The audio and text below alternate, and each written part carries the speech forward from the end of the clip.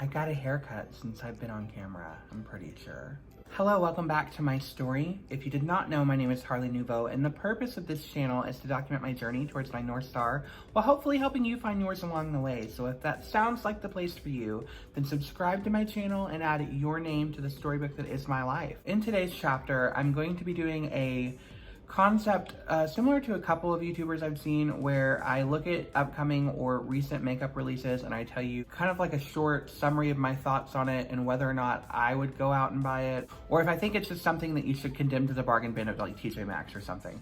Kind of like Kat Von D's makeup company that is now KVD Beauty, but it's not her, but it is, but it's not. If you haven't seen my VMA red carpet video from 2019, feel free to check that out. I used the rating system where it was like, I loved it, it was okay, and I hated it, which was like True Love's Kiss, Glass Slipper, Poison Apple. Similar rating system in play. True Love's Kiss means that I want it and I want to go out and get it. Poison Apple means I'm gonna pass and it can sleep for the rest of eternity for all I care. All of that is established, let's get into the video. First up is the Colourpop Cosmetics Valentines collection, which should be up in this corner right here. It comes with a eyeshadow palette, a Just a Tint lip kit, a Glitterly Obsessed trio, couple of liners, including a gel and a, I think, pen liner, and some lashes, and then an illuminating face mist, which isn't pictured, but it should be. So I actually thought it was kind of funny. Jasmine and I were talking about how, because you know Colourpop releases something every 5 seconds, that they would be inbound with their Valentine's collection and it would probably look a lot like someone else's who has very similar products to them. And lo and behold, the very next day, Trend Mood uploaded a picture of this collection and someone pick up that phone because she called it. Looking at the collection itself, you guys know I'm a huge Colourpop fan because I own like so much of their stuff. Pretty much enough to do a full face of Colourpop. I wonder why he mentions that. Maybe that's coming down the woodwork. They have a release every 2 weeks, and because of that, not everything is a hit. Some of it is a miss for sure. The only plus side of that is if, you know, something is a miss, just wait 2 weeks and maybe you'll love it. For me, this is not something that particularly catches my eye, only because I have literally every lip tint color that is included in the collection. I have pretty much all of the cream gel liners that are not in the pot, they're in the stick form, and I don't want their lashes.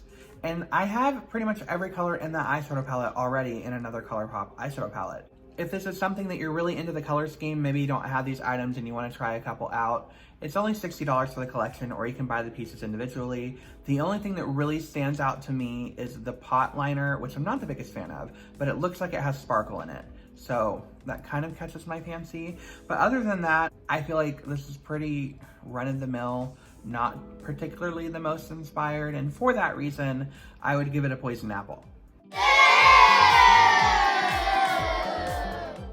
Next up is the, ironically, I wonder if there's gonna be a lot of Valentine's collections in this, the P. Louise Valentine's collection. This collection includes a face palette with 18 eyeshadows and 2 highlighters, and a couple of Prime and Defines, which is their eyeshadow base, with metallic shades specifically in silver, gold, copper, and gunmetal.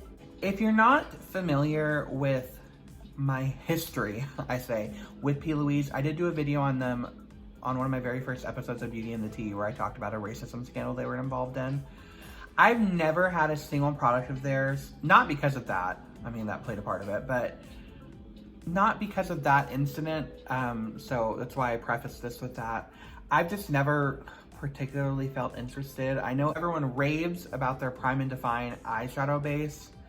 To me, I really like the Colourpop No Filter Concealer as an eyeshadow base, and there's not anything about it that I dislike to the point where I'd be actively going to look to try something else. I thought about trying out the base, but if I ever do that, it would never be in a metallic color like gold, silver, gunmetal, or copper. It would be in like white or nude. So I'm already just, and I feel like that's such a specialized product. And I know that maybe not every market and every lane is made for everybody, but typically makeup collections will be geared towards something that everyone could like. I don't picture like everyday plain Jane working at the office going out and buying a gunmetal eyeshadow base, but maybe that's just me. Maybe I'm being presumptuous. As far as the eyeshadow palette goes, There are like 6 colors in it that I think look almost exactly the same with a slightly different finish. There are another 5 colors that I think look almost exactly the same, but with a slightly different finish. And the only color that really sticks out to me in the entire palette is the like salmony coral color, Smitten. I also again encounter the problem that I have every single color in this palette in my collection somewhere else. And the color story of this doesn't read so heavy that I'm like, oh my God, I want to go out and get that, yes. Between my blood sugar and all of my various red palettes from other companies, there's just no point. So unfortunately, P. Louise Valentine's collection, I do have to give you a poison apple.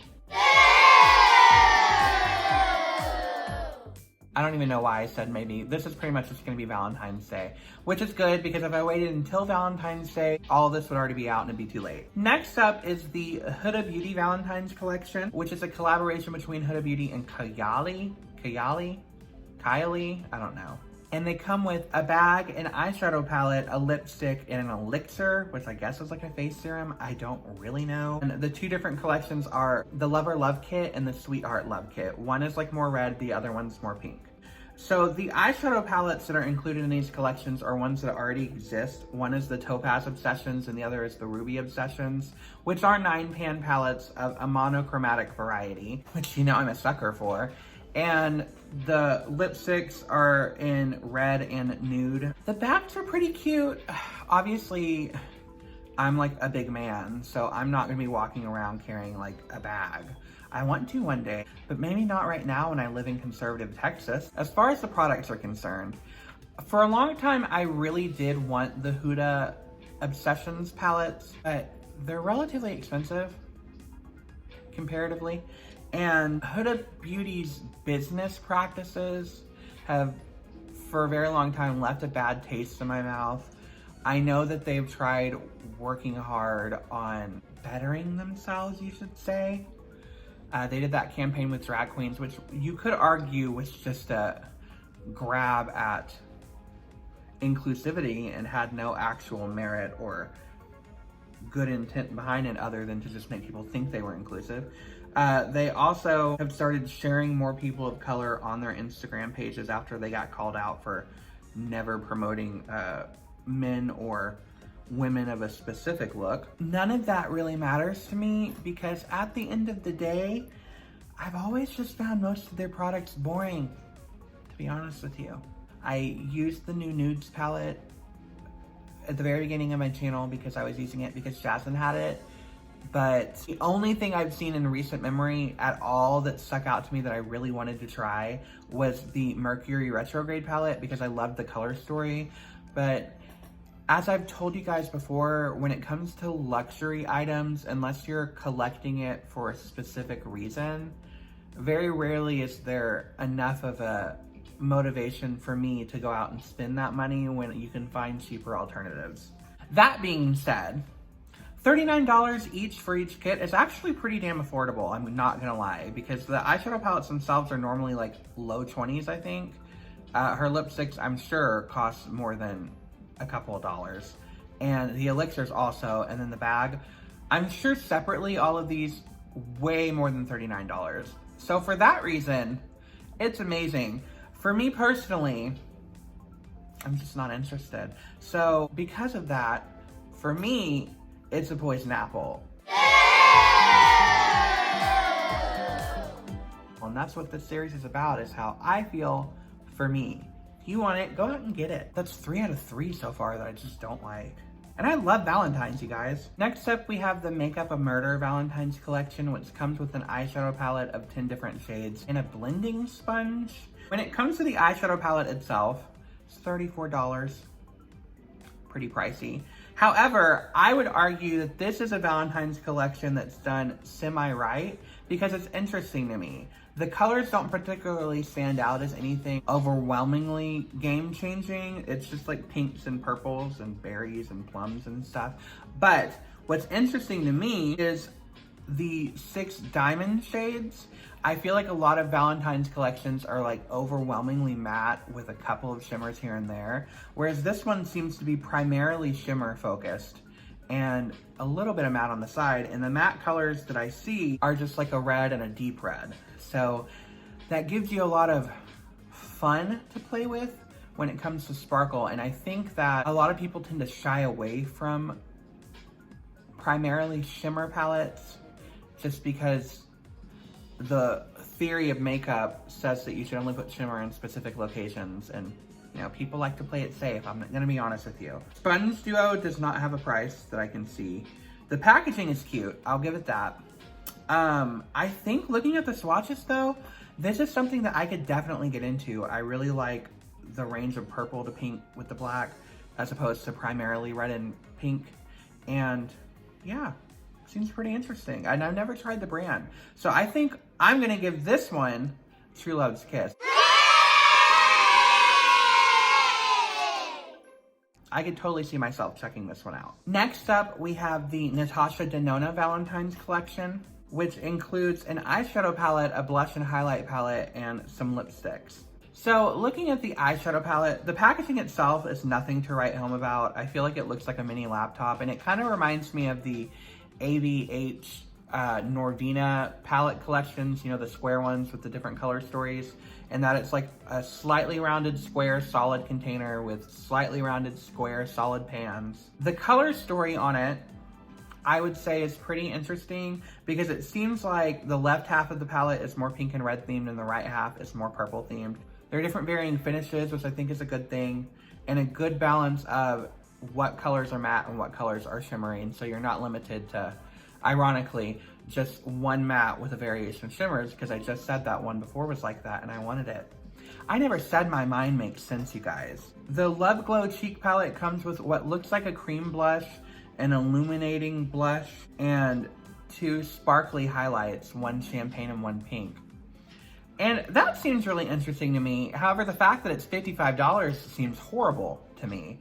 And the eyeshadow palette is $65, which isn't a big deal because like Jeffree Star palettes are like 60-ish, give or take, maybe a little under 60. Natasha is notorious though for being very expensive. Then the colors in the lip kit is just like coral and two nudes. I would say overall, again, the collection just seems semi-uninspired. There are some pretty tones to it. So between that and the fact that it's pretty expensive, this is gonna get a poison apple from me.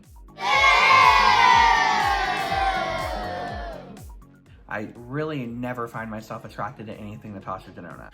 This next one, you could argue isn't technically Valentine's Day themed, but looking at the info about it online, it seems like they intended it to kind of be for that time frame due to the theme of it. And that is the Etude House Hershey makeup collection, which is their collaboration with Hershey's Chocolate. And that includes two mini eyeshadow palettes, two eyeshadow brushes, and two lip stains. Now this one is a K-beauty brand, so it's kind of a departure from the more westernized ones I've been talking about. But this is where I say that the idea is kind of fresh to me, because Valentine's, while we know has iconic colors with it, you know, red, pink, lilac, it makes it difficult to come up with original, inspiring ideas. And I feel like maybe not necessarily original, but in the realm of makeup, candy should be where we're going with thematic ideas, because just hearts and red and, you know, been there, done that, had the t-shirt, I have the whole ensemble, you can tell. So I like the idea of a collection dropping around Valentine's Day that is chocolate themed, because we heavily associate, especially chocolate, with Valentine's Day. Looking at the collection itself, there's like a cookies and cream side and a normal Hershey's side.